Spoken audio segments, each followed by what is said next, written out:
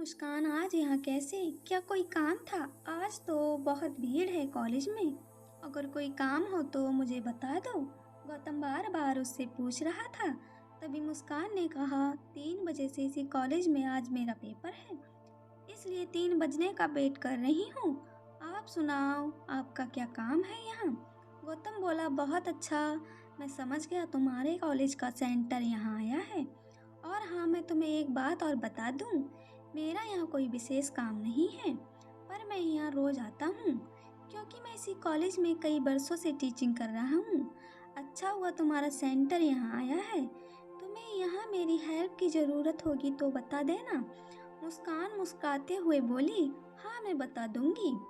कहानी ये थी कि गौतम और मुस्कान एक ही गांव के थे। गौतम कमरा लेकर यहाँ टीचिंग करता था। मुस्कान बेहद खूबसूरत लड़की थी।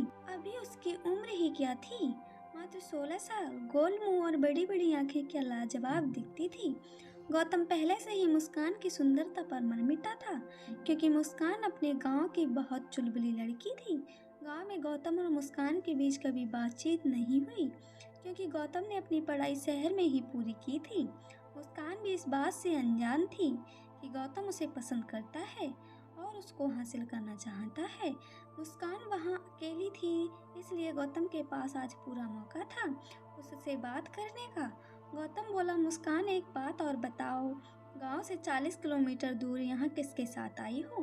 मुस्कान बोली, पास की ही कॉलोनी में मामा जी रहते हैं। पेपर के बाद मैं उन्हीं के घर चली जाऊंगी। आज सुबह ही पिताजी मुझे छोड़ने आए थे।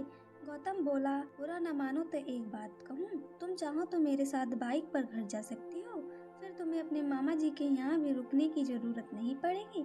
आराम से रोज मेरे साथ आओ और शाम को साथ ही चले जाओ। मैंने तो कह दिया, बाकी तुम्हें जो ठीक लगे। मुस्कान बोली, ठीक है, पेपर के बाद बता दूंगी। गौतम लगातार कोशिश में था, किसी भी तरह मुस्कान उसकी बात मान ले, क्योंकि गौतम किसी भी तरह उसके करीब आना चाहता था। मुस्कान का चेहरा उसकी आंखों में छप गया था। गौतम को अजीब सी बेचैनी महसूस हो रही थी। अगर मुस्कान ने मना कर दिया तो क्या होगा? शाम के 6 बज चुके थे। पेपर छूटते ही मुस्कान बाहर आ गई। उसे गौतम की बात ठीक लग रही थी। उसने सोचा, मेरे पेपर 1 महीने चलेंगे, जब मन होगा तो घर चली जाऊंगी और जब मन होगा तो मामा जी के यहाँ रुक जाऊंगी। थोड़ी देर बाद गौतम भी बाहर आ गया। मुस्कान को देखकर उसकी जान में जान आ गई। मुस्कुराते हुए मुस्कान उसके पास आई और बोली, ठीक है, मैं आज तुम्हारे साथ चलती हूँ। इतना सुनते ही गौतम का चेहरा खिल गया। वह तो कब से चाहता था कि मुस्कान किसी भी तरह उसके करीब आ जाए। हल्का हल्का अंधेरा होने को था। दोनों बाइक से घर की ओर निकल पड़े। गौतम आज उसे बहुत सारी बातें करना चाहता था, मगर मुस्कान कितनी ही बातों का जवाब नहीं दे पा रही थी, क्योंकि मुस्कान थोड़े पीछे हटकर बैठी थी। गौतम बोला, सड़क में बहुत सारे गड्ढे हैं, थोड़े ठीक से बैठ जाओ, चाहो तो मुझे पकड़ कर बैठ सकती हो। मुस्कान थोड़ी देर चुप रहकर बोली, ठीक है, मैं बैठ जाती हूँ। मुस्कान दोनों तरफ पैर कर कर बैठ गई। उसने अपने दोनों हाथ गौतम के कंधे पर रख लिए। गौतम की बात सुनने के लिए मुस्कान उसके बेहद करीब पहुंच गई। धीरे धीरे मुस्कान की छुअन से गौतम के रोंगटे खड़े होने लगे। उसे बहुत अच्छा लग रहा था। शरीर में अजीब सी गुदगुदी हो रही थी। साथ ही गौतम आज मुस्कान को बेहद करीब से महसूस कर रहा था। उनकी बाइक घर की आधी दूरी तय कर चुकी थी, मगर जैसे जैसे बाइक घर के करीब जा रही थी, उसकी चाल उतनी ही घटती जा रही थी। गौतम को लग रहा था आज ये दूरी खत्म ही ना हो। थोड़ी देर बाद गौतम बोला, बुरा ना मानो तो एक बात कहूँ? मुस्कान बोली, हाँ कहो। गौतम बोला, क्या तुम जानती हो ये वैलेंटाइन डे क्या होता है और कौन लोग इसे मनाते हैं? नहीं, मैं इस बारे में कुछ नहीं जानती, मुस्कान ने जवाब दिया। गौतम बोला, ठीक है, ध्यान से सुनो।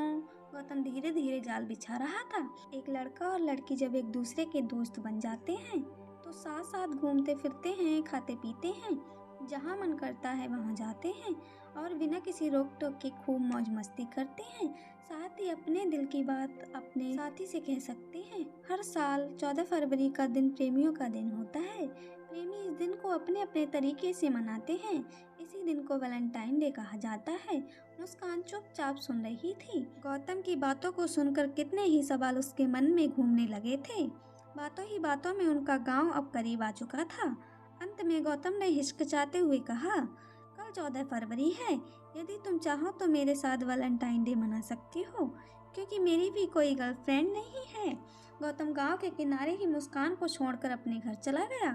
गौतम आज खुश था क्योंकि उसने अपना काम कर दिया था, मगर मुस्कान रात भर सो नहीं पाई क्योंकि उसके मन में हजारों सवाल थे। वैसे तो उसे गौतम की बातें अच्छी लग रही थी, इसलिए मुस्कान भी सुबह होने का बेसब्री से इंतजार कर रही थी।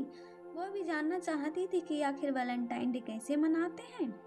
मुस्कान अपने घर वालों से झूठ बोलकर सुबह ही गौतम के साथ चली गई, जबकि उसका पेपर 3 बजे से था। सुबह से लेकर 2 बजे तक गौतम और मुस्कान खूब मौज मस्ती किए।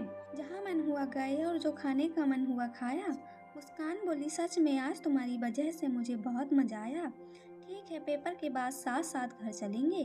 पेपर छूट गया। गौतम बोला, आज हम लोग घर नहीं जाएंगे। आज दिन भर में जितना मज़ा हमने लिया है, रात में उससे कहीं ज़्यादा मज़ा आएगा। मुस्कान बोली, फिर मैं घर पर क्या कहूँगी। गौतम बोला, घर पर बोल दो कि मैं मामा जी के यहाँ रुक गई हूँ। मुस्कान ने डरते डरते माँ से कह दिया, आज मैं नहीं आ पाऊँगी क्योंकि आज मैं मामा जी के यहाँ जा रही हूँ। मम्मी बोली, ठीक है, वहीं रुक जाओ। बात तो बन गई थी, मगर मन में ये डर था कहीं मम्मी मामा जी को फ़ोन ना कर दें। गौतम के बार बार कहने पर भारी मन से मुस्कान उसके साथ चली गई। गौतम उसे पब में ले गया। देर रात तक खूब नाच गाना और मौज मस्ती हुई। मुस्कान काफ़ी थक चुकी थी। गौतम ने पहले ही होटल में एक रूम बुक कर लिया था। 11 बजे के बाद गौतम उसे वहीं ले गया। एक ही कमरे में साथ साथ रहने की वजह से मुस्कान भी बहक गई। गौतम ने आज वह सब कर लिया जिसका उसे कब से इंतजार था। मन भर के मुस्कान के शरीर से खेलता रहा। जैसे ही सुबह मुस्कान की आँख खुली, अपने शरीर और कपड़ों को देखकर जोर जोर से रोने लगी, क्योंकि वैलेंटाइन डे के नाम पर आज उसकी असमत लूट चुकी थी। गौतम से बिना बात किए ही मुस्कान होटल से निकल पड़ी और सीधे अपने मामा जी के घर पहुंच गई। उस दिन मामा जी घर पर अकेले थे क्योंकि बाकी सब लोग कहीं शादी में गए थे। जोर जोर से रोते हुए कहने लगी, मामा जी, आज मुझसे बहुत बड़ी भूल हो गई। मामा जी, मुझे बचा लीजिए।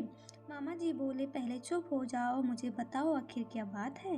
मुस्कान ने अपनी आप बीती मामा जी को सुना दी।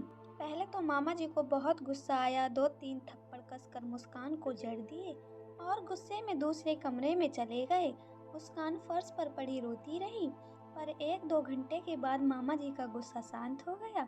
मुस्कान के पास आकर बैठ गए और बोले, तुमसे जो गलती होनी थी अब हो चुकी है। तुमसे कहीं ज्यादा गलती उस गौतम की है। तुम तो नादान हो, पर वह लड़का तो समझदार था। उसकी गलती की सजा उसे जरूर मिलेगी।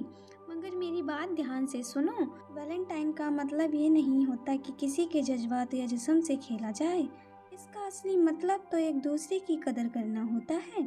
ये ज़रूरी नहीं कि हमारा वैलेंटाइन कोई लड़का या लड़की ही हो।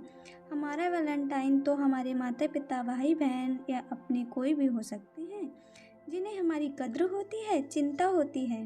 बेटा, माता पिता से अधिक प्यार अपनी औलाद से कोई नहीं कर सकता, क्योंकि माता पिता बिना स्वार्थ के ही हमारे लिए सब कुछ करते हैं ताकि उनकी औलाद हमेशा खुशी रहे, सुरक्षित रहे। बेटे, एक छोटी सी भूल और चूक जिंदगी भर का संताप बन सकती है। और हाँ, एक बात और याद रखना, बच्चों के लिए उनके सबसे बड़े वैलेंटाइन उनके माता पिता ही हो सकते हैं, कोई और नहीं। दोस्तों, ये थी हमारी आज की कहानी। दोस्तों, उम्मीद करती हूँ आपको हमारी कहानी पसंद आई होगी। कहानी पसंद आई हो तो वीडियो को लाइक करें। चैनल पर नए हैं तो चैनल को सब्सक्राइब करें। दोस्तों, हमारी कहानी के विषय में आपकी जो भी राय हो कमेंट्स में ज़रूर बताइएगा। मिलते हैं ऐसी एक और कहानी के साथ। तब तक के लिए धन्यवाद।